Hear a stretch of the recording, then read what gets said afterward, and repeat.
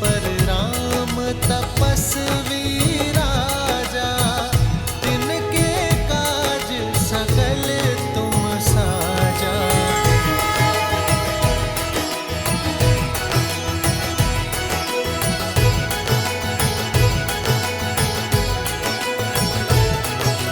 बालकों,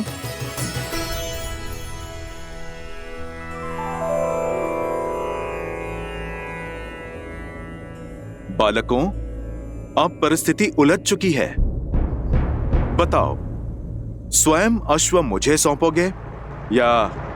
देखिए, हमारा लक्ष्य न ही ये अश्व है और न ही कोई युद्ध।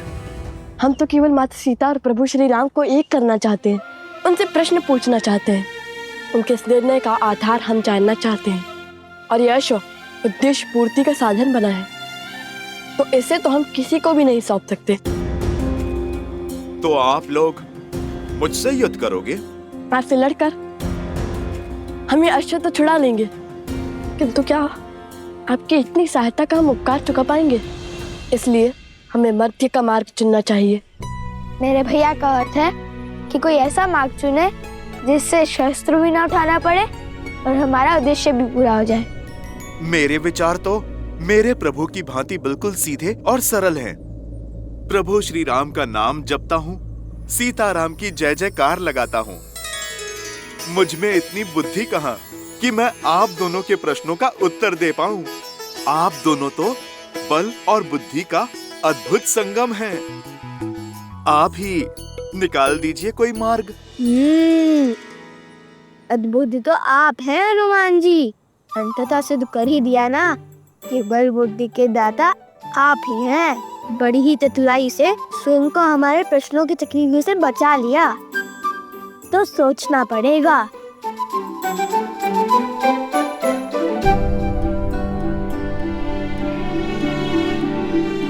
भैया, हनुमान जी तो बड़े बलवान हैं, उनसे लड़ेंगे कैसे? और बातों में आकर तो ये अपने राम जन्म से हटने से रहे। तो फिर कोई मार्ग भी नहीं है हमारे पास, हमें हनुमान जी से युद्ध ही करना होगा।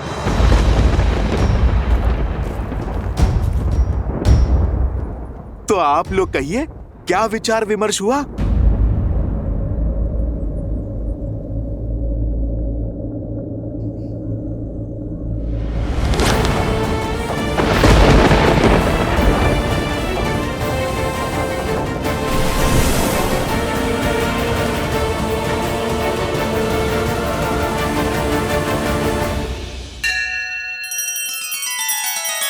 श्री रामचंद्र कृपालु भजु मन हरण भव भय दारुणम। नव कंज लोचन कंज मुख कर कंज पद कंजारुणम। सिया राम, सिया राम, सिया राम, सिया राम, सिया राम, सिया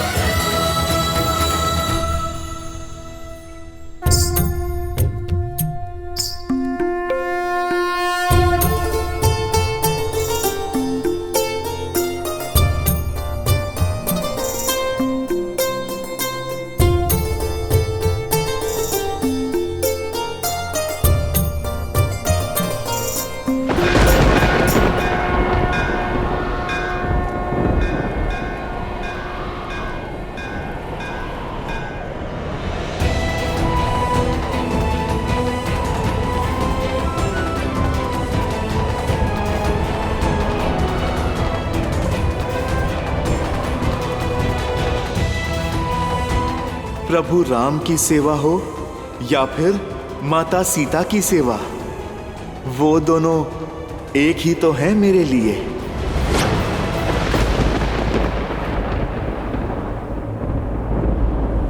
हम जानते हैं कि आप माता सीता के कितने समीप हैं।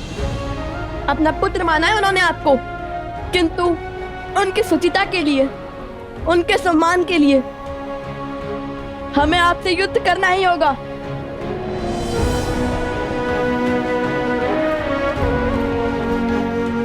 भैया, हम अपना धर्म निभा रहे हैं और हनुमान जी अपना।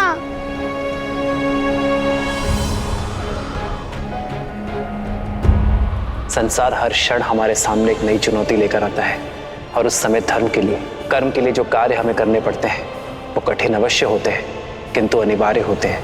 धर्म की डगर सरल नहीं होती पुत्रों, इसलिए अपना धर्म निभाते समय ना ही आंखों में आंसू लाना और ना ही आंखें नीची करना।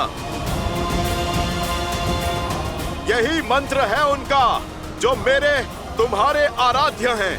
वो मंत्र है प्रभु श्री राम का। और मेरा धर्म स्पष्ट है, अश्व की रक्षा।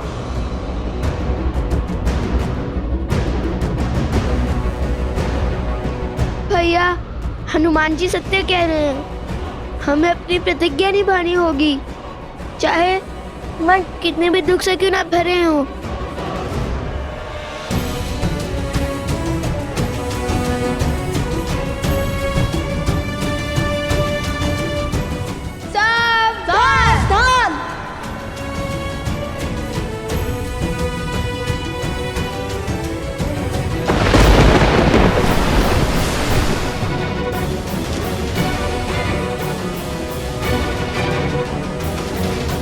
आगे बढ़ो बालकों, आपके ये बाण मेरा नाश नहीं बल्कि धर्म का प्रकाश सिद्ध करेंगे।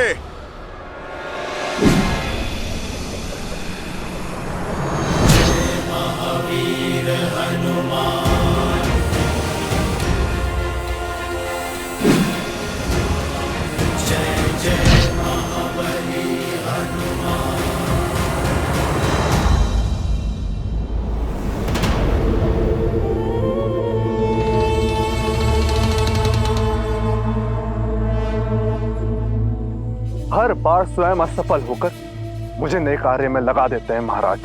अब पुनः इस विशाल वन में उस अश्व को खोजना होगा। क्या भाग्य पाया है बाणासुर।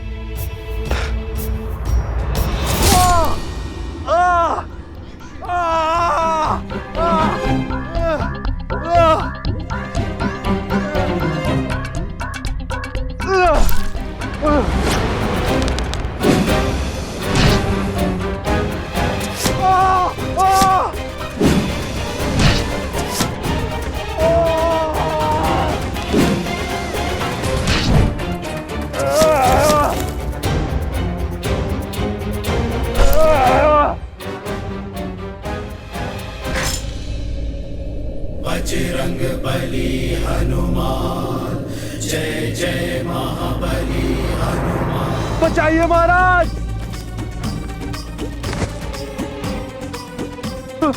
बचाइए, बचाइए महाराज, बचाइए। तो सीता आश्रम छोड़ चुकी है। अद्भुत, अति अद्भुत।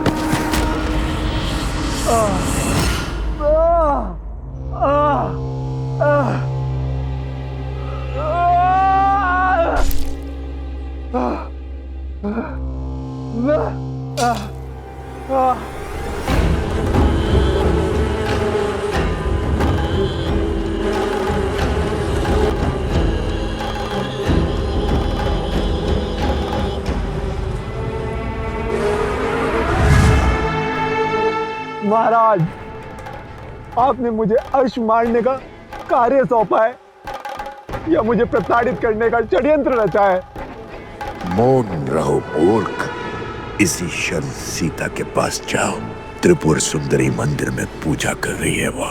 बहुत प्रतीक्षा के बाद ये अवसर हाथ लगा है। जब सीता आश्रम की सुरक्षा सीमा से बाहर है, अब मैं वही प्रजा द्वारा उसका वध करवाऊंगा। माता की चित्कार पुत्रों को भी खींच लाएगी और उस वानर हनुमान को भी।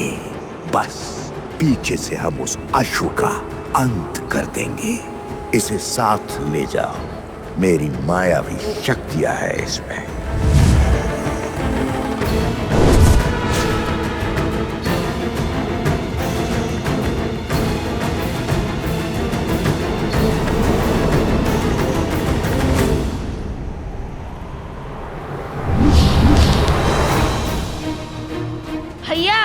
हमारे सारे अस्त्र व्यर्थ हो गए। इनसे लड़ना असंभव है। इसलिए तो बार बार पूछ रहा था, इनसे लड़ेंगे कैसे? क्या हुआ बालकों? किस सोच में पड़ गए? मैं फिर कहता हूं, रोक दीजिए युद्ध। चलो हम अश्व लेकर प्रभु श्री राम की शरण में चलते हैं। हनुमान जी, मुझे आपकी बात स्वीकार है। अति उत्तम, अर्थात युद्ध समाप्त। किंतु उससे पहले एक विनती है हमारे हनुमान जी। हाँ हाँ बोलिए, मुझे सब स्वीकार है, बोलिए।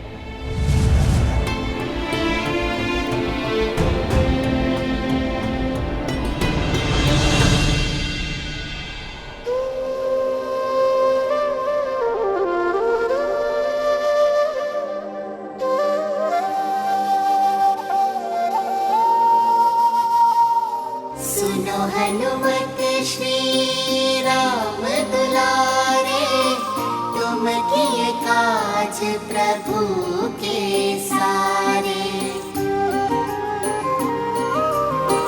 फिर क्यों बने इस काम में बाधा, राम सिया हित जिसमें साधा।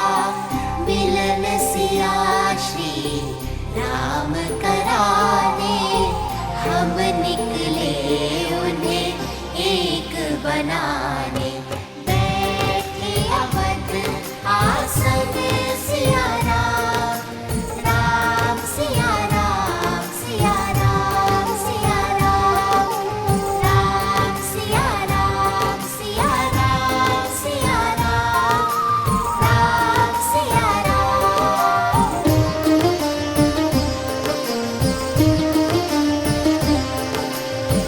जिस कारण तुम भटके वन वन, सागर लांग किए योद्ध दशानन। जिनका मिलन ही चीर दिखाया, जिनके बिना संसार है माया। उनका मिलन ही लक्ष्य है अनुपम, बन के सहायक कर दो समर्पण। ये ही सच्चा राम का काम। राम सिया राम, सिया राम, सिया राम, राम सिया राम, सिया राम, सिया राम, सिया राम, राम सिया राम, सिया राम, सिया राम।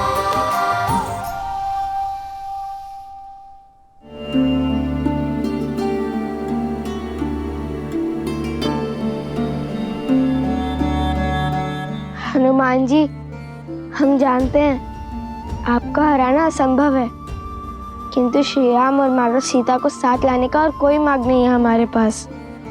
इसलिए ये हमारी विनती है कि आप स्वयं हमारे बंदी बन जाइए।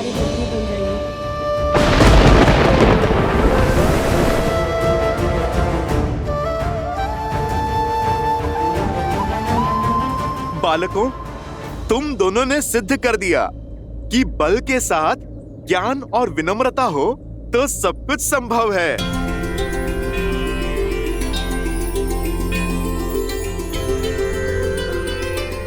मैं राम भक्त हनुमान आपका बंधन स्वीकार करता हूँ।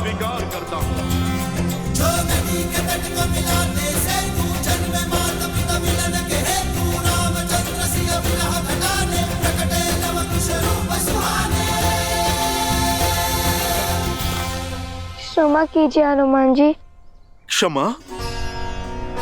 हाँ, क्योंकि आप केवल माता सीता और प्रभु श्री राम के ही नहीं, अपितु इन लवकुश को भी प्राणों से प्रिय है। और किसी प्रियजन को बंदी बनाने से बड़ा और कोई आघात नहीं।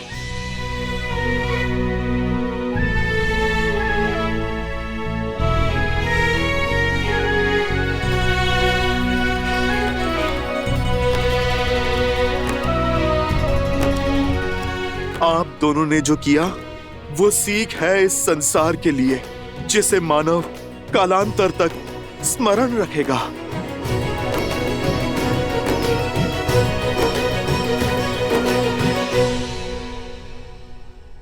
जय श्री राम। मंगल भवन अमंगल हारी, द्रवहु सुदशरथ अजिर बिहारी।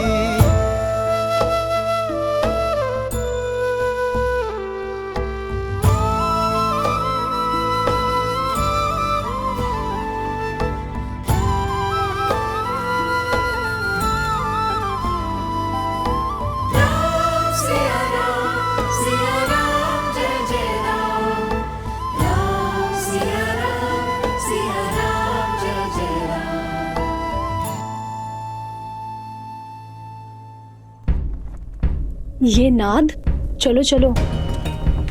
अरे अभी मेरी पूजा शेष है। पूजा बाद में संपन्न करना, अभी चलो यहाँ से।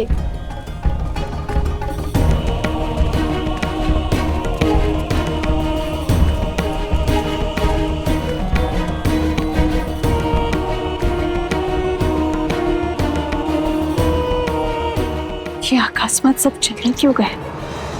सुनो सुनो सुनो, एकादशी के पर्व पर महाराज धन्यमाली देवी त्रिपुरा सुंदरी के दर्शन करने पधार रहे हैं। माता से अपनी राज्य की कुशलता का आशीर्वाद मांगने पधार रहे हैं। महाराज धन्यमाली की जय। महाराज धन्यमाली की जय।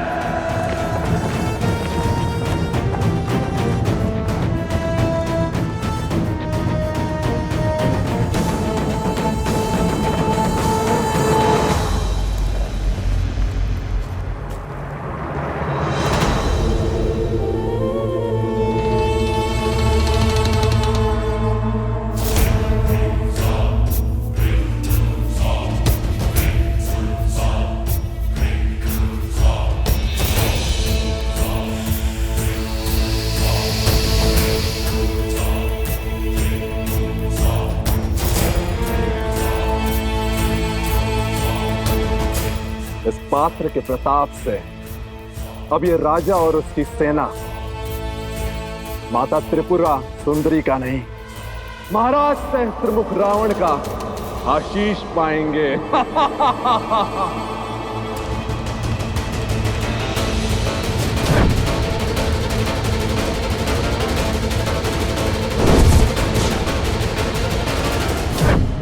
सेनापति,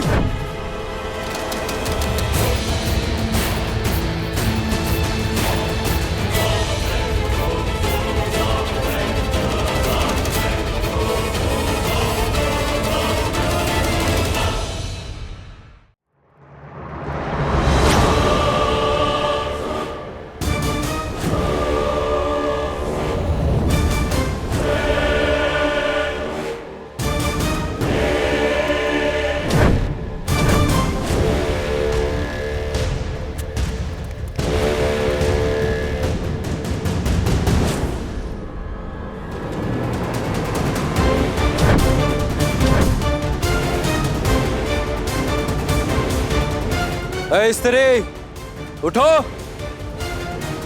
हमारे महाराज देवी की पूजा के लिए पधार रहे हैं। इस समय कोई साधारण व्यक्ति इस प्रांगण में नहीं बैठ सकता।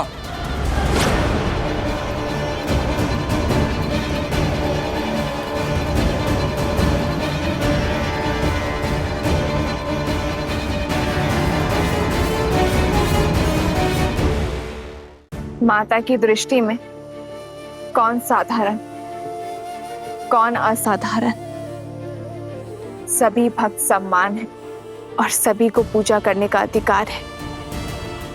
अभी मेरी पूजा संपन्न नहीं हुई है। जब मेरी पूजा संपन्न होगी तभी उठ सकती हूं मैं। अच्छा, एक साधारण सी स्त्री होकर हमसे तर्क वितर्क का दुस्साहस।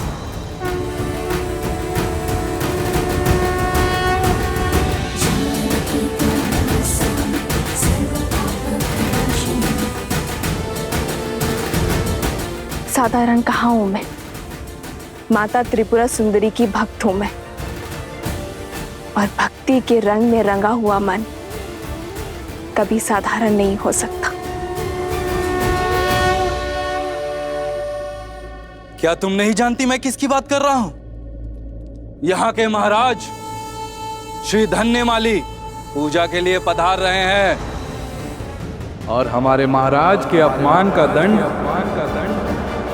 तुम्हारे जीवन का अंत है।